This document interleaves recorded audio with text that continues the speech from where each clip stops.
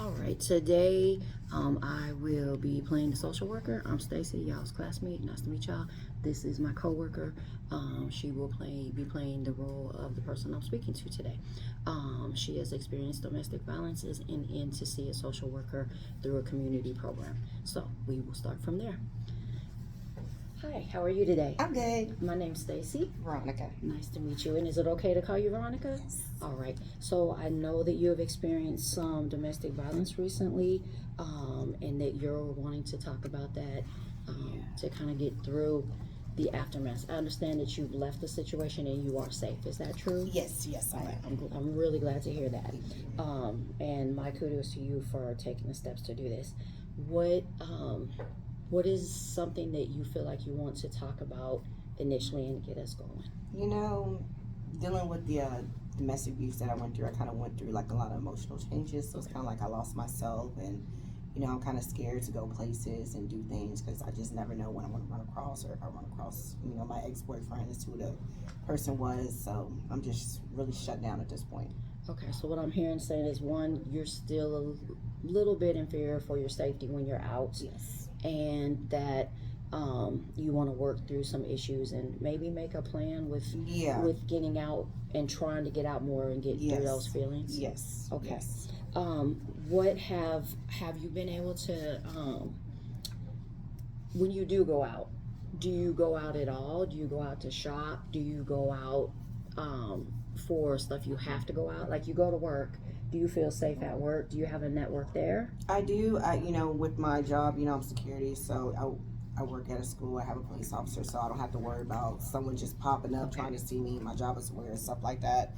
I'm not going to the grocery store. I'm doing curbside, because he is out of jail. We both stay in Baytown, and I don't know if he's watching every move I'm making, so I'm kind of just doing curbside, getting people to do stuff for me and stuff like that. Have you set up, or do you have the restraining order? Have you done paperwork for TRO yet? Yes, I have a restraining order and protective order. Okay. So that's all that I have right now. So I'm really proud of you for the steps that you have and the network that you have at work. That's really good, and you've done really well. And so now what we want to do is try to set up and get you talking through some of the feelings that you're having about getting out and going elsewhere, because I don't want you to have to feel like you have to be homebound or scared. Right. But it's a legitimate feeling. So we will start working and talking about ways you can get out and do more, and maybe sitting out some people in the community that you would feel would be safe for you. One, in talking about it with them or letting them know, and then they would be safe if you were going out. Right.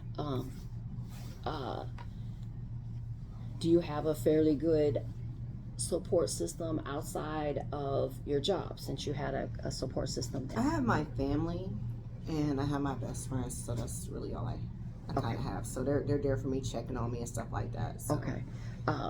And I live with my parents now. You live with your parents? Okay.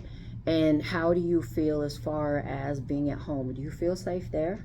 At my own place, no. But at my parents' house, yes, because we're gated and we have cameras and stuff like that. So are you needing to move out, besides being at your parents'? But if you want your own place, do you want to move from where you have a residence there? I would like to, and I know financially it'd be kind of hard. Okay. So I would, if it came down to it, I'm already considering, moving into my parents' house and stuff like that, because my parents are always home every day. So. All right. Well, there are programs that can assist you with moving, so we can get you some resources and see if you meet the criteria that they have. Do you have children? No. Do you have pets? Yes. Okay. So when we look for somewhere for you to live, we need to make sure that pets are allowed. Okay. We can definitely get you linked with getting help moving, because that is expensive. Right. Not so, help is crazy. Yes, I understand. Well, what we'll do is we will start working on this. I want to thank you very much for being open and again talking to us and coming to us. You're doing all the right things, and just remember, we have our hotline. You can always call me if I'm not available. Leave me a voicemail and I will get back to you. My hours through the week are 8 to 5. So if it's after that, then use the hotline. Okay. If you're an emergency, of course, you know from your job to call 911. Yes. But I just want to make sure, because sometimes we forget about ourselves when we help other people. So again, I want to thank you and appreciate you coming. Okay, thank you for the information. All right. So how did you think empathy was demonstrated during that? Did you feel comfortable? Yes. Okay, Yes. and we're back to our real stuff now. Is there anything that you thought would have helped from my side of it with what we did? No, I think you did everything right. I mean, you know, you didn't go too far into getting too personal with the questions or kind of ask me what happened, you know, because that can make someone feel uncomfortable. So you did a good job. You gave me resources and offered help and gave me hours and, you know, just, Okay. yeah. Awesome. Well, thank you for participating. I appreciate you.